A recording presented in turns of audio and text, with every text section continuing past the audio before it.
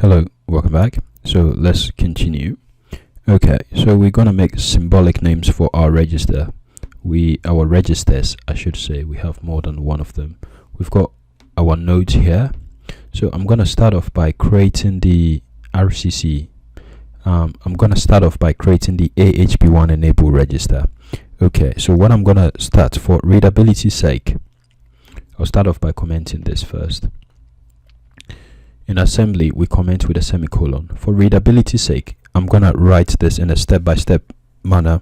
I'm gonna start off by saying RCC base, and I'm gonna use the EQU instruction, or this is not an instruction, it's a directive.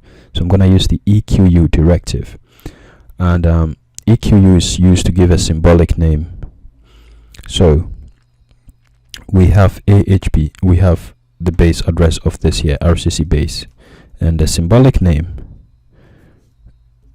Now whenever we want this hexadecimal number, we can simply use the word RCC base. We've given a name to this hexadecimal number, right? Okay, once I've done this, I'm going to create another symbolic name. I'll say AHP1 enable register offset, and we have this information as well. We're going to give a symbolic name to this, EQU, and we have AHP1 offset. It's 0x30. Okay, so what did we say? We say the full name of AHP1 is RCC_AHP1 enable register, and that tells us that AHP1 is an offset from RCC. So to get the actual AHP1 register, I'll create a new symbolic name. I'll say AHP1 ENR. I'll give it the proper name. I'll say RCC AHP1 ENR. And this, we can compute this by simply doing RCC base, copy paste, plus, you can guess, RCC AHP1 enable offset. So we just add the offset to the base and then we get a name. And this is the interesting bit. If we write this in C language using our CMC standard, we simply write RCC and then we do this AHP1 ENR. For those of you who have taken the C version of the course, you know that this is how we initialize the AHP1 register. We first do RCC and then we use the arrow operator, and then AHP is the same as this. Writing this in C language gets us this address. It basically takes us to base plus offset, writing this, and it's the same thing. This is what we have constructed here. In fact, you can copy and paste this in C language and it would work like magic. This is how CMSIS is constructed. So those of you who have seen the C version of the course, you'd see that this is exactly what we did there. Okay, so we have our RCC AHP, and it's not just exclusive to this. Everything that we write, you'd see that it follows that format. When we say GPIO A mode register in C language, is GPIO A arrow mode register. And what this means is this is a structure in C language. Those of you who are experienced C programmers, you know this is a structure. To write something like this, this is a structure, and we have a pointer to the structure, and we are accessing the structure member using the arrow operator. So by seeing this, you simply know that this is a member of the RCC structure, and because it is a member of the RCC structure, that is why it is an offset from the base address of the structure. Right, so moving on. So we have our RCC_AHP1 enable register. Let's move on to the next one. Let's configure our let's create our mode register. So we do the same thing. I'll say GPIO A base address, and I'm gonna give it a symbolic name by saying EQU, and we have this, it's this one over here. Then I'll move on to say mode register offset, and the name will be GPIO A mode R offset, and then I'll give this a symbolic name. This is the symbolic name. I'll get the offset is 0x. I mean, this, you know, the mode register is the same as the base. It's the same as the base address, but in order to keep our readability, I'm going to do this as well, just by adding 0 to the number. Okay, so once we've done this, to construct the GPIO A mode register, we simply do base plus offset like we've seen.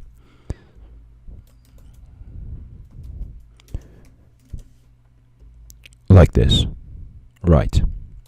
Okay, so now how about you pause the video and try to do the same thing for the ODR, the output data register. You've seen the way I have done it for these two.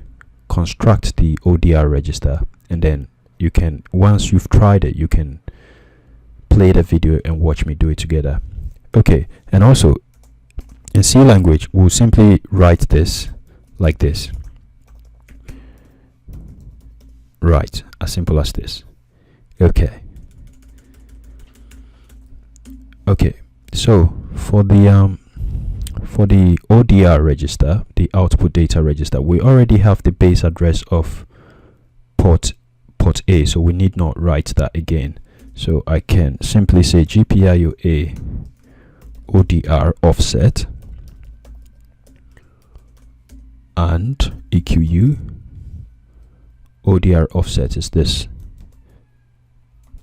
And then once I've got the offset, I can construct the register GPIO A ODR, and this is equal to GPIO A base plus the ODR offset. Okay, right, so we have the registers we need. Now we had other things like, you know, the constant to enable GPIO port A. I'll bring that here, and we've got to put EQU here. And we also had this one here, mode register out. To set mode 5 to output, we push 1 to bit number 10, so we EQU that as well. And we said LED on. To turn the LED on, we need to push 1 or shift 1 to bit number 5, because our LED is connected to PA5. So I'll bring this here as well. Okay, right. So now I can clean our nodes. Okay. Okay, so we can start our actual code. So I start with the area directive, and this is the code area. And a prerequisite of this course is the ARM assembly programming from ground up course. So I expect that you already know the instructions and the directives we'll be using here. If you do not have that course, I would suggest you kindly stop and go get yourself familiar with the initial lessons. You can watch up to the part that talks about instructions. I'll add this in the requirement, and I'll add a note to the video to explain where exactly one should watch up to in the ARM assembly course in order to be fully prepared for this course. Okay, you don't have to see the whole course, but perhaps 50% of it, because the rest of the course is about case studies, developing algorithms and others. But you simply need to get familiar with the directives and the instructions. So if any of this looks strange to you, I'll suggest you go see that course first, and you can send me a message. I'll send you a coupon for the course. Okay, so this is the code area, and this read only, and I'm gonna align this too, and we're using the thumb instruction set, and this is the entry point, and we're gonna say export _ main, because this is where our program starts. Okay, so once that's done, I'll create a label here called main, and then I'm gonna branch to a subroutine here called GPIO A init, and it's over here that we're going to initialize the GPIO port. Okay, so once we start, we're exporting main because the reset handler needs to know where to start. Okay, once we start, we'll branch to the subroutine. So let's write it, let's implement it. I'll bring it over here and we can start implementing it. First, what we're going to do is, I think in order to make this helpful, I'm going to write the C code as comment. What we have to do is say RCC AHP1 enable register, and what we want to write to AHP1 enable register is this over here. We have it over here. We want to put this, our GPIO A enable, into AHP1 enable register, and we want to OR it so that we don't change the other bit. This is what we want to implement. So to start off, we load the address of our RCC AHP1 into R0. So these first initial lessons would have a lot of comments so that you get familiar with this. After this, the course is going to start speeding up. Initially start slow, and I know some students complain sometimes they expect it to be slow throughout, and others complain saying it's too fast. You know, it gets very, you know, frustrating on Udemy sometimes. So the next comment I would put here for you is what we're gonna do. We're going to load address of RCC AHP. Write it as it appears, RCC underscore AHP1 ENR. I have a typo here. We're going to load this to R0. And we do that by using the load instruction. Just as simple as LDR and then R0. And then we want to load the address of this. We want to load this like this. Once this is done, we're going to load the value found in R0 into R1. So we have the address of this. We're going to go inside this address and see its initial value. We're going to take the initial value of this address. We're going to take what is at this address currently, and we know this address is basically the addition of these two numbers, this and this. We're going to fetch what is there now and put it into register R1, and we do that by using the load instruction again. Load, and then take from R0 location like this.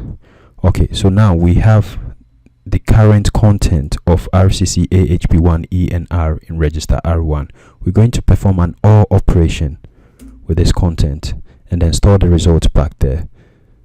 So we're simply going to do OR. We use the OR instruction, and then we say R1, and then we apply our GPIO EN here. And the reason we have in two operands, we store the result back into R1. We could have written this with 3 operands such that this will mean perform an OR operation between this and store the results back here. But if you write just this, it means OR this and put a result here. So the reason we are performing an OR operation is because we don't want to disturb the other bits that we're not interested in. If we simply write our new value to the register, we might end up disabling some of the bits. Remember, the register had some reset values. Those values are important. So in order to maintain its current state and enable the bits that we want, we perform this OR operation. It's known as friendly programming. So once we've done this, we can store the new value. After the OR operation, the value is going to be in R1. Now we can take what is in R1 and put it into our RCC AHP1 enable register. So to do that, we simply use the str and then str. This is the source, register R1, and the destination is in R0. So once we execute this instruction, we'll have the content of R1 stored in AHP1. So this basically means, I've got to comment this for you. Okay, how do I put this in simple terms? Store the content in R1 at, just bear with me, yeah, at address found in R0. Okay, so whenever you see the square bracket, we're dealing with address. Store the content in R1. Take the content in R1 at the address found in R0. And we know the address found in R0 is RCC AHP1 ENR, because over here we did load address of RCC AHP1 ENR. Load this into or to R0, whatever the word is. Okay.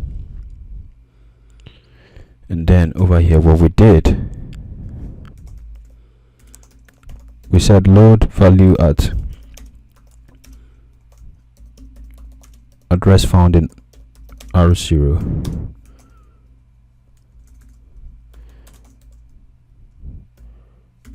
into R1.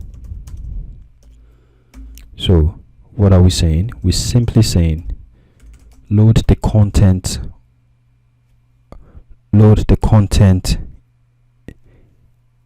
in load the content in the address found in R0 into R1. R0 has an address, and when you get to this address, there is something there. Take what is there and put it into R1. That is what it means. Yeah, if you can wrap your head around this language. Okay, I think we've heavily commented this. We can move on. Okay, so after this, we would have executed this single C language instruction. The next one will be to configure the mode register. And in C language, what we'll do is we'll say GPIO A. I have to comment this. We'll say GPIO A, and then we'll do this. We access the mode register like this. And what we'll probably do is apply the same method and take mode out here, because we know we've created a symbolic name for it, right? So this is what we have to do next. So we start off the same method. We do load register R0 with the address of the mode register we are talking about. And the address should be here over the address, where is it? It's over here, GPIO A mode register. So, okay, we have it here, and once this is done, we're going to take what is currently in this address and put it into register R1 like we did initially. So I'll say load R1 R0, and once we've done this, we can perform an OR operation on it, or R1, and then mode 5 out, as we have over here. And once we've done that, we can store the results. Remember, after this execution, the result is going to be stored in R1. We can take what is in R1 and store it into our mode register address, and then R0, right? Okay, so this is it. So once this is done, the next thing will be to access the output data register and turn the LED on. So in C language, this is going to be GPIO A ODR, and what we would do is simply turn it on. We can decide to just set this on. If we had multiple LEDs, we may want to do an OR operation, but in this example, we're dealing with a single LED, so we can simply say equals LED on, like this.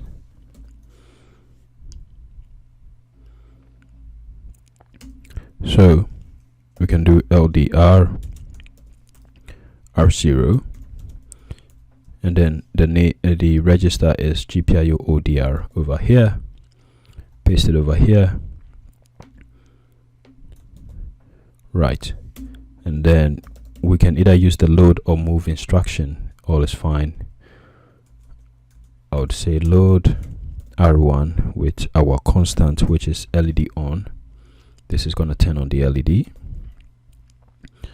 And once that is done, we're going to store R1, which is LED on. We're going to store it in the output data register, which is R0. And once we've done this, we've got to return. We are done with this function or subroutine. We can return by using the BXLR. And once we're done, we can align this. And since this is the end of the assembly code, we put the end directive here, right?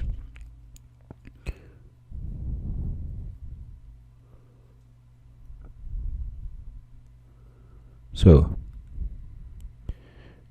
simple. If we want to add a loop, our loop currently is empty, but later on our loop is going to have certain things. We can say loop is a label, and then we use branch, and then we simply say branch to loop, branch to the same label, such that it just keeps going to label. It keeps branching to label. When it gets to the end, when it gets here, it would run this code, branch to loop, and this will bring it here back to the top, and then it will come back here, branch to loop.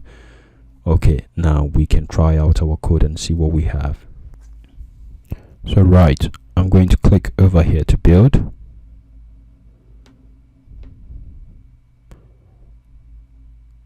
We have a single error. Let's see. It says we're missing a comma, and indeed we're missing a comma from here.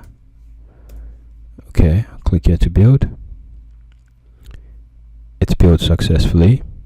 I'll click here to download onto my board, and as you can see, the green LED is on. Right, congratulations, you've written your first driver in assembly language. So that's all there is for this lesson. If you have any questions at all, just let me know, and I'll see you later. Have a nice day.